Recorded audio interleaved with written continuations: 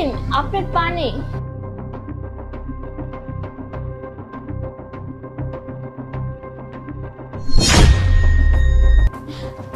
আরে আমার চোখে কি হলো? হ্যাঁ কি হলো?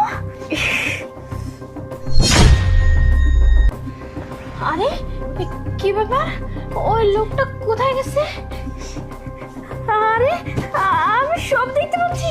হ্যাঁ আরে আল্লাহ, এসব আমি কি দেখতেছি? হ্যাঁ আরে আমাদের বাসায় একটা মেয়েকে নিয়ে এসে এসব করতেছে। আল্লাহ তুমি কেন আমার চোখ ভালো করে দিছো? আমি তো অন্তত চোখে এসব দেখতে চাইনি। হ্যাঁ না না, আরিফকে কিছুতেই বুঝতে দেওয়া যাবে না যে আমি চোখে দেখতে পাই। আমাকে অভিনয় করতে হবে। হ্যাঁ অভিনয় করতে হবে। আরিফ শান্তা, তুমি? আরে বসো, এইখানে বসো বসো।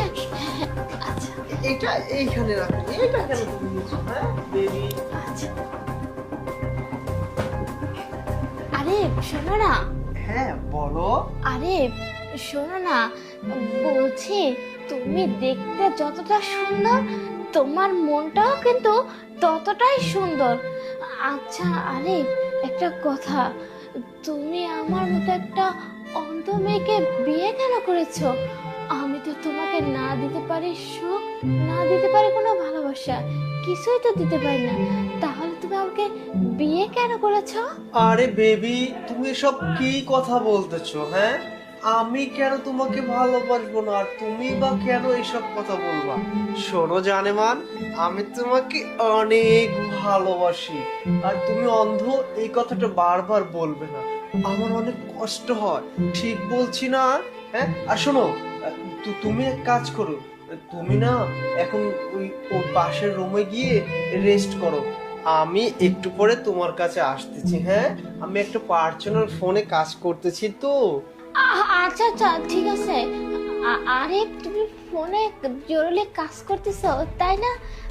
আচ্ছা সমস্যা নাই। শোনো না, এই যে এখানে না পানির গ্লাসটা আছে, তুমি এই গ্লাসটা রেখে দিয়ে আসো, আমি নিজের মতো করে হেঁটে হেঁটে ওই রুমে চলে যাচ্ছি। নাও। আচ্ছা এই পানিটা আমি রেখে আসছি, তুমি আস্তে আস্তে পাশের রুমে গিয়ে। হ্যাঁ আচ্ছা